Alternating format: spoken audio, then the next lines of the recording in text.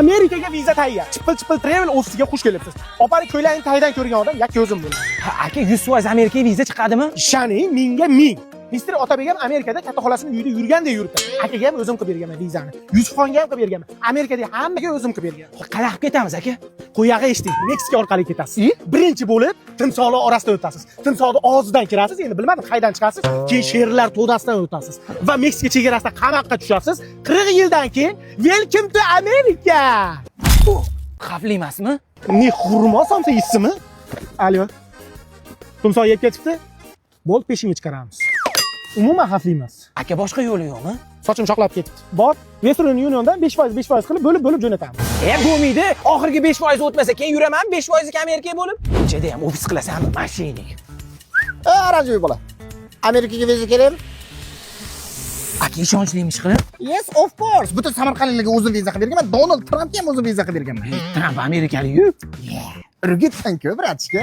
Nima aka? Bu green card yutgan qizlar spiskasi. Green card yutganini ular o'zi ham bilmaydi. Mana shular ichidan любой bittasini tanlaysan, shu uyiga borasan, oshiq roliga solasan, o'zingda sovchilar jo'nataverasan. Ana ular qaylar?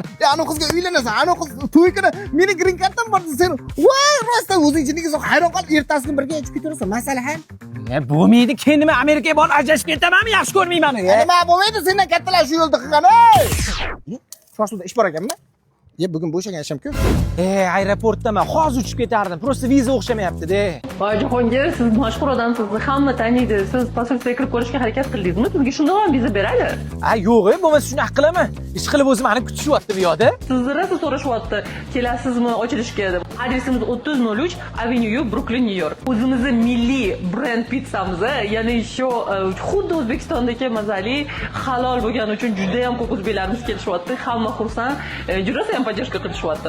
Vizaga tezroq kirib, tezroq shoshiling kelishga. Yo'q, bo'lmasa vizani olaman, tez kunda Amerikada katta ochilish qilamiz.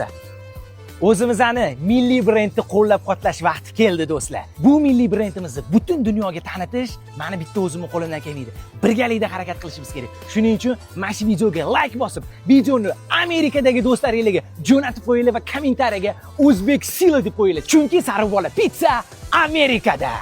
Ukajon, shunday Amerikaga tushasan, ajrashib ketaverasan. Hop, uka timsoh ishlaydigan bo'lsa qo'yag'i surib. O'zbek